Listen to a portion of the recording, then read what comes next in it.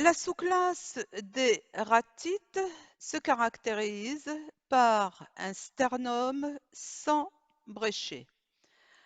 On pourra décrire le bréchet en disant que c'est une pièce osseuse médiane qui est impaire, en lame et où s'insèrent les muscles alaires.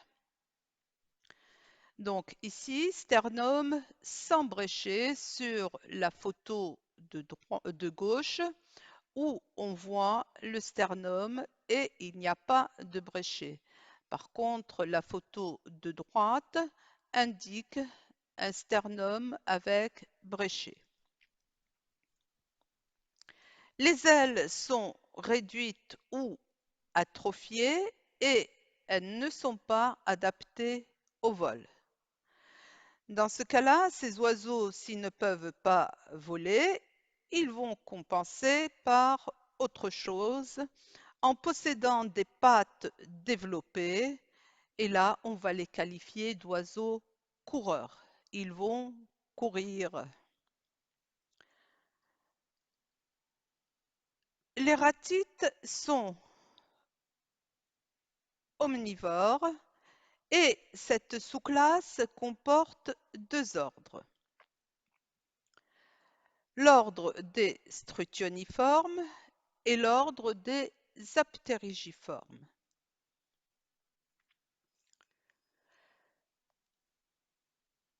Les strutioniformes possèdent un corps haut, il peut faire 1 à 2 mètres de hauteur, avec un cou qui est long et nu, c'est-à-dire recouvert de très peu de plumes, et supportant une petite tête avec un bec qui est court et droit. Les pattes sont hautes et robustes, c'est-à-dire fortes, et terminées par 2 ou 3 doigts selon les espèces. Les autruches possèdent 2 doigts et on les trouve, ces autruches, dans les déserts et les steppes d'Afrique. Donc nous voyons ici une patte de strutioniforme avec 2 doigts. Il y a les nandous qui présentent 3 doigts. Ces oiseaux vivent en Amérique du Sud. Et il y a les émeus et les casoars qui possèdent 3 doigts. Ces oiseaux vivent en Australie. Donc nous avons ici des pattes de strutioniformes à 3 doigts.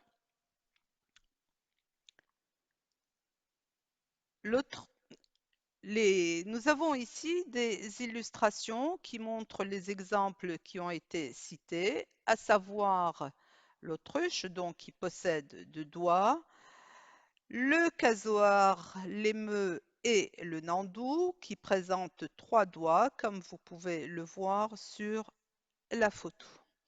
Donc on notera la hauteur de ces oiseaux, des pattes qui sont développées, un cou qui est long, la tête qui est toute petite par rapport à la taille du corps et un bec qui est court et droit. Le deuxième ordre dans la sous-classe des ratites, c'est l'ordre des aptérygiformes, dont nous avons 2 représentants ici. À l'inverse des strutioniformes qui ont un corps haut, ici le corps est trapu. Il a approximativement la taille d'une poule, avec un cou qui est épais, un cou large, un long bec grêle, c'est-à-dire mou, faible et légèrement recourbé à l'extrémité.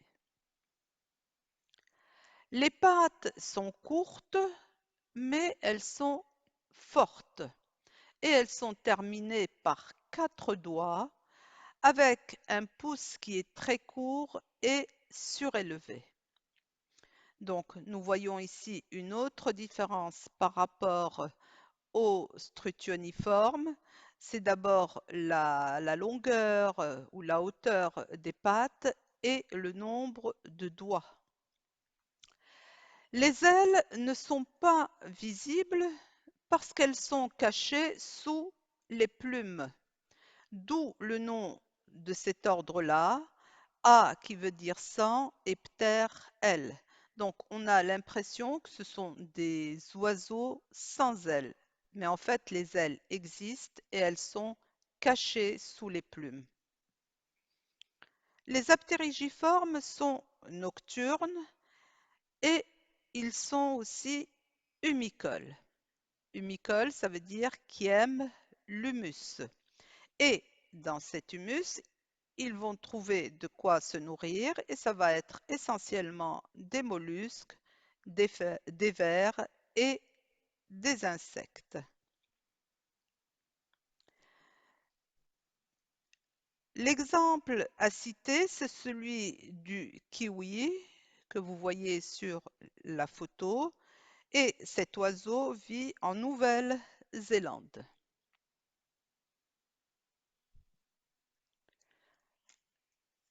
La deuxième sous-classe est celle des impennes.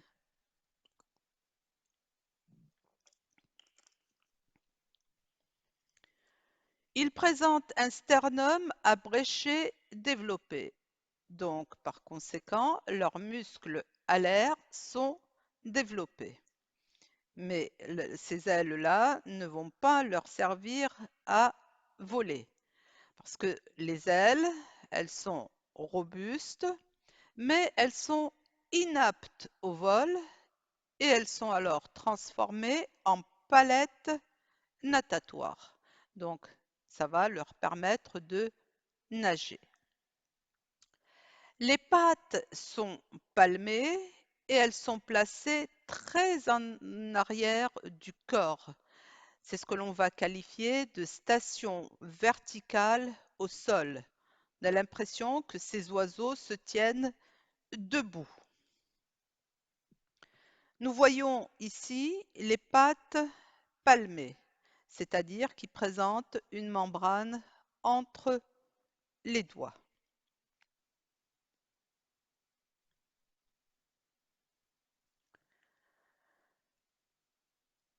Ces oiseaux sont marins, polaires. On les trouve au niveau de l'hémisphère sud et ce sont des oiseaux qui nagent et qui plongent facilement. Leurs plumes sont courtes, elles sont serrées et écailleuses. C'est ce qui va leur permettre une meilleure résistance au froid. Ils sont piscivores au sens large. Ça veut dire que là, ils vont se nourrir de poissons, mais aussi d'autres organismes marins, comme par exemple des céphalopodes.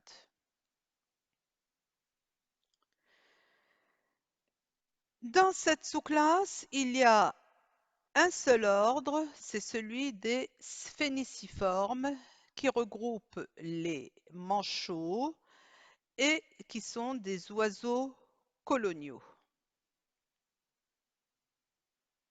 Donc voilà, nous avons ici un manchot.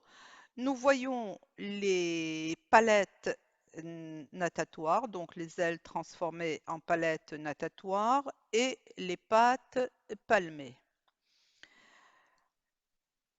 La photo du bas nous montre donc ce manchot en train de nager.